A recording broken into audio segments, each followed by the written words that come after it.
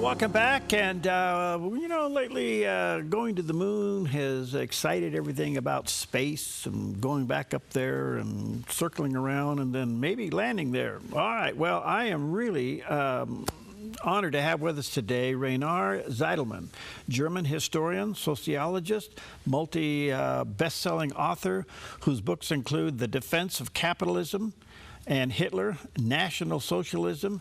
He's published 27 books, and his latest one is fascinating, The New Space Capitalism, The Entrepreneurial Path to the Stars. Wow, there's a picture of the cover on the book on the screen there. You can check that out. It's called The New Space Capitalism. RainerZitelmann.com is his website. You can check that out, and there's a picture of his landing page. Rainer, good to see you. How are you today? I'm great. I'm fine. I'm here in Berlin. Oh, good. Well, thank you for your time. Thanks for getting up for us. Thank you for inviting me. Well, why did you take on space? Yes, I think just 20 years ago, nobody could have imagined that space flight will become dominated by private companies, because back then space exploration was government run. You talked about the moon landing, and this was more or less government run. And today it's much different. I'll give you only one number that's a surprise for many people. Last year we had 324 rocket launches all over the world, but 165 out of them were from SpaceX. So if SpaceX were a country, it would be number one, far ahead of China with 88. So this space capitalism is reality today. It's no longer government run. And I think even this is an interesting story. And my book is, on the one hand, about the history. How did it happen? Why did it happen? And the other part is to look at the future. How can we be even more successful? And what is especially with SpaceX, what will happen in the future? Okay, this unloads a lot to talk about. First of all, do you have any idea what the motive behind SpaceX is? I mean, there's got to be a return on the investment. Yes, they have a kind of monopoly today. I told you the number. Let's talk about the Starlink satellites. We have in total 15,000 satellites, active satellites in orbit, and 10,000 are Starlink satellites. But they have much more plans for the future. For example, to build data center in space. This is the next plan, and they want to raise money for this. This is planned to be the biggest IPO in history. Musk plans to raise 75 billion. As for now, the largest IPO was 29 billion, and he want to raise $75 billion. Of course, it's high valuation, as always with this company, as with Tesla, but I think there's a big potential in SpaceX. Well, he's already successful with Starlink, but I guess they're at low altitude and they don't last long, right? Pardon? Starlink. What's your take on Starlink? Yes, I think it's a success story, and it's only starting. I told you now it's 10,000, but he applied for 1 million satellites to build this data center. And this will be the next big story. And I have even more ideas for the future. His ultimate goal from Musk is going to Mars and now building a small city on the moon.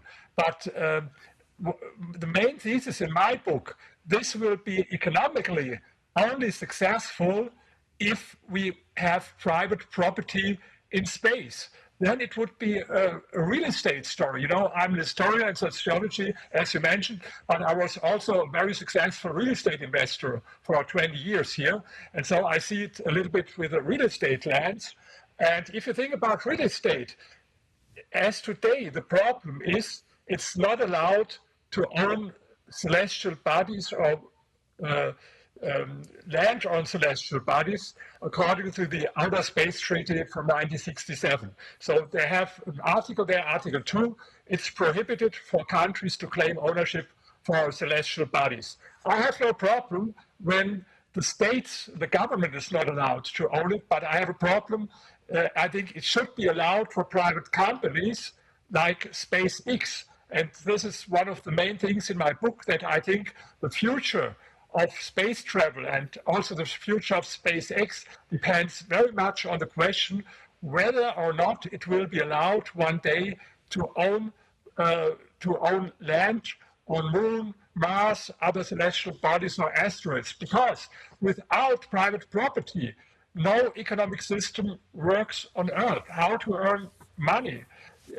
We had 24 experiments with socialism in the last 100 years, and they failed without any exception. There's not a single exception with an economy that works without private property. And when it doesn't work in North Korea, in Cuba, and in the Soviet Union, why should it work on Mars or on the Moon? So I think this is the next important step, that we have to introduce private property in space. And this is one of the topics of my book. Fascinating. Do you think there's possibly a conflict coming in the very near future between the private and the government on this issue? I see maybe, yes, but I see more a conflict between China and the United States, not only with trade, but also with space, because the United States is #1 by far, but the United States is only #1 because of SpaceX. The NASA was not able to build a reusable rocket by today. Elon Musk did it 10 years ago. And China, these are smart people. It's a different economic system, but even they saw the success of SpaceX, Blue Origin, and other private companies, and they allowed private companies. Today you have more than 400 private space companies in China, because even they had to admit that it won't work only with the government. And I think this second space race between China on the one hand and the United States on the other hand will depend how much freedom the government gives for private companies, private space companies. Is this really capitalism? Yes, I know a lot of people think, oh, it's all with NASA. They got their money also always from NASA, SpaceX, but this is not true. If you analyze the turnaround of SpaceX, maybe they make 10% with NASA, then 50% more with other, like with the military, with other state organizations, but around between 70 and 80% of their turnaround is with private companies. So it's not with the government. So of course it's not pure capitalism. They got some subsidies, but the government today is only one of their clients, and this is the difference. If you compare it with the 60s, with the moon landing, NASA at this time, they didn't build their own rockets. The rockets were also built by private companies like Boeing or Rockwell, but they sold it to NASA, and NASA had a kind of micromanagement. You have to do it this and that way. But the cooperation between SpaceX and NASA today is completely different, because they build their rocket in the way they decide how to build it. And they don't sell their rockets to NASA, but they sell a service. Like, for example, FedEx or UPS, we bring you something from point A to B. So we bring your astronauts to the International Space Station, or we bring a satellite in Earth, and then we charge you this amount of money. And this is a completely different relationship between these private companies on the one hand and NASA on the other hand, as it was, for example, in the 60s or in the 70s. So, and only one fact that is very important to understand. SpaceX was able to reduce the launch costs. These are the costs. How much does it cost to bring 1 kilo to space? By 95%, if you compare the space shuttle and the internal costs of SpaceX today. 95%. I think this shows how much more efficient are private companies than government-led companies. So what we're seeing come about here is really somewhat genius, if not, obviously brilliant, and that is the private side of this is now becoming the supplier for the government side of it, and making money in doing that. while they both advance. I mean, this is amazing. But on the other hand, is there a monopoly being formed here? Yes, to be honest, it is a kind of monopoly today. But, you know, I wrote another book, you mentioned it, In Defense of Capitalism, and I have a chapter on monopolies, and there's almost no monopoly that lasted forever. According to the economic theory of Josef Schumpeter from Austria, monopolies are even important for a time, but they will all go away. For example, 5 years ago, everyone thought Google is a monopoly, it will last forever. But today, I don't know how you do it. If you search something on the internet, I use sometimes Google, but more often I do it with ChatGPT or with other AI. And I remember, I have it in some of my lectures, there was a headline in the Forbes magazine 2007 about MySpace. MySpace, who will ever catch this monopoly? And MySpace today, if I talk to young people, they don't even know what it is. Or Nokia was a kind of, you remember Xerox, for example, they had 95% market share. Kodak, they had 90% market share in the United States. So the history teaches us the only monopoly that is really dangerous is the state monopoly. But all other monopolies, sooner or later, they go. It will be the same with SpaceX. Isn't that, at the end of the day, supply and demand? Yes, sure, it has something to do with supply and demand, but I think it's also something that has to do with competition. And you have other companies, like, for example, from Jeff Bezos, Blue Origin, and I want to mention one company. I have also in my book a lot about them. They are called Rocket Lab. The founder is Peter Beck. He's from New Zealand. And this is another example. This private company, they had 21 rocket launches last year, 21. I give to compare it in whole Europe with all our state-funded, space-funded, government-funded space flight. We had only eight launches in Europe last year. And the single company from New Zealand, Rocket Lab, they had 21. So you see, it's all about competition, and SpaceX is far ahead. But what they achieved 10 years ago with this reusable rocket, Jeff Bezos did it a half year ago. He's the second one to build a reusable rocket. But no other country was able to do it. Not China, not Europe, not Russia. Only these two private companies. All right, let me take a break. Check out the book. I think you'll find it to be absolutely fascinating. The New Space Capitalism, The Entrepreneurial Path to the Stars. And there's a picture of the cover of the book there by Rainer Zitelmann. And you can go to his website, RainerZitelmann.com is the landing page, and there's a picture of that. We'll take a quick break. We'll come right back.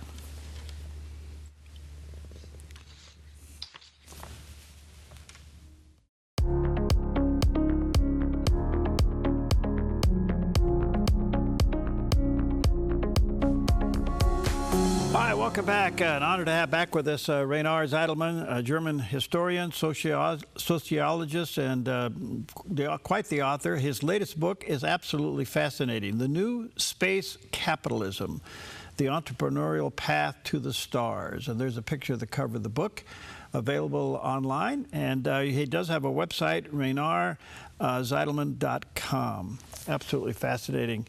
I'm wondering, Rainer, that this race back to the moon is now very much in focus.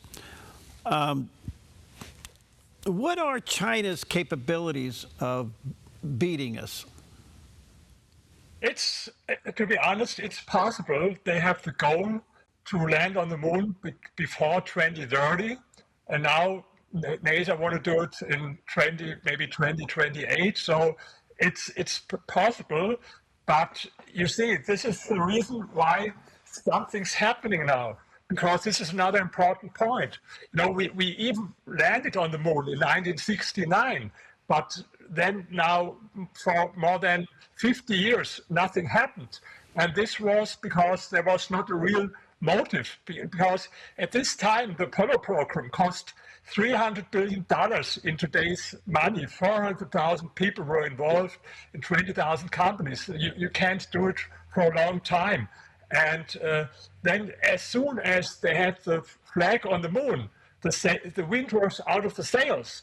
And this is, I have it in my book, there were 50 years of stagnation. You know, you mentioned it, we passed by the moon several months ago, but we even landed there more than 50 years ago. So why is it that 50 years there was only stagnation and failure, like with the space shuttle program? And I think the reason is because there was not a real motive. You know, when people do things or nations do things, there has to be a powerful motive. The powerful motive in the 60s was the competition between the Soviet Union and the United States. I have here a quote from Lyndon B. Johnson. He said, "In the eyes of the world, first in space means first, period. Second in space is second in everything." And this was the reason why they spent so much money. But in the moment when the race was finished by the moon landing, nothing happened. And I think today, or for the future,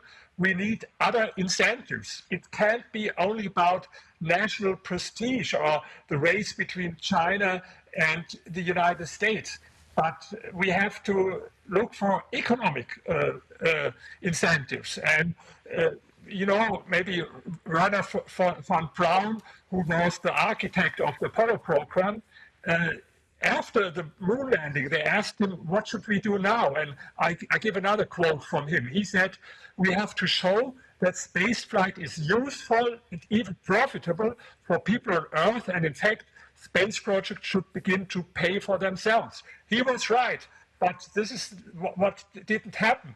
And my analysis in my book is, the real reason is this crazy Outer Space Treaty from 1967.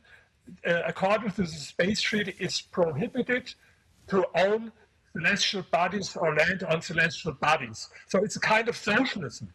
I call it space socialism. Space belongs to everyone or no one. And this doesn't work on Earth. And why should it work in space?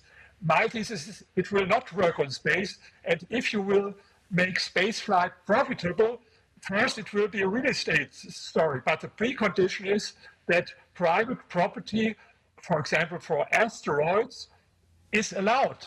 Then you have a lot of possibilities to earn money with asteroid mining, for example, or maybe later if we have fusion reactors, you can get helium-3 on Moon or Mars. There are a lot of possibilities to earn money, but the precondition is we need private property as we need it on Earth. There is not a single successful country on Earth with an economic system without private property. And why should it work on Mars or on Moon when it doesn't work on the Earth? And this is an important point in my book. Just a quick question. Is Russia a factor anymore, or they just can't do this? No, they have a lot of other problems, and forget Russia and also forget Europe. We in Europe, we are very good in regulations, as we do it with AI, with this regulation, but even the European Space Agency is very proud to have programs for gender equality in space and things like this, or how to bring disabled people to space. But I mentioned the number. Europe had 8 launches last year. Only the single company, SpaceX, had 20 times more than Europe. So forget Europe, forget Russia. It's all between China and the United States. And the United States is all about private space capitalism. All right. So at the end of the day, is this just a big real estate rush? Maybe it depends. But I think, think about the history of the United States. When people go west, it was also in the end, the settlers, the so-called squatters, they even took it. Yes, before it was allowed with this Homesteading Act, and so they took the land if they were there. And I think the same will happen in space. And I have the answer in my book to the question, who should have the right to acquire property in space? My answer is straightforward. Those who have the financial means to reach it, to take the risk, who develop it. And if SpaceX, for example, would be able to reach Mars, of course, they should earn whole Mars, maybe a manageable area as, let's say, as big as Singapore. Singapore, the Mars has an area 200,000 times bigger than Singapore. There would be enough for others. But I think this will happen. I don't think that they will wait for government permission. It will happen the same as it was in the West when the Americans conquered the West. So right now, there doesn't seem to be any restrictions on SpaceX doing what they're doing, right? Oh, for every launch, they have a lot of restrictions and a lot of crazy restrictions, a lot of too much bureaucracy. But it's more free as it is in Europe, for example, or as it is in China. But even there are too many restrictions. I have there something also in my book where Elon Musk had it in a speech when they had to make a study about sharks and whales, whether they can hurt them or disturb them in the sea or before they could have the launch. So there's bureaucracy as you have it everywhere. Wow, this is absolutely amazing. Were you saddened to see the shuttle go away? No, I think the shuttle was an absolute failure. I give you only one number. The estimate was when they built the shuttle that for every flight it would cost between $5 and $10 million. In the end, it was between 1 and 1.5 billion, yes. And the prediction was to have every year 140 flights. In the end, in all these 30 years, they had 135 flights. So I have in my book a long chapter, the decision for the space shuttle. It was a typical decision from politicians, from Richard Nixon at this time. They were only interested in jobs, and California was a swing state at this time, and there were people without jobs, and how could we create some jobs? And it was about lobbying. His best friend was the founder of the Rockwell company. So the space shuttle was a disaster. And, then they had 2 accidents where 14 people died. Right. And then from 2011 on, America was not able to bring their own astronauts from American soil to the International Space Station. They had to use old-fashioned Russian Soyuz rockets from 2011 on to bring their astronauts to the International Space Station. And it only changed 9 years later when Elon Musk was able in 2020 with his rocket Falcon 9 to bring these people to the International Space Station. And I have it more in detail in this book why it happened. The headline of this chapter is The End of the Future. And this was exactly what happened at the end of this space shuttle program. Let me say to our viewers and listeners, get the book. It's called The New Space Capitalism, The Entrepreneurial Path to the Stars. Fascinating. I think Reynard is ahead of the game here, so this is good stuff. I want to go back just quickly, Reynard, on something you've obviously written about, and that is socialism. How would you describe the state of Europe today? The state of socialism? Where? In Europe. In my country? Well, just throughout Europe, throughout the NATO nations. The problem is we have really a revival of socialism, not only almost everywhere in the world. If I look in New York, I got one time. One minute. Go ahead. One time New York, the main capital of capitalism, and today with its crazy Marxist mayor, and we have socialism in a new way. I distinguish between old-type socialism. This is when they nationalized all means of production. This was like in the communist states or as it is in North Korea. But we have a new type of socialism. I call it modern socialism.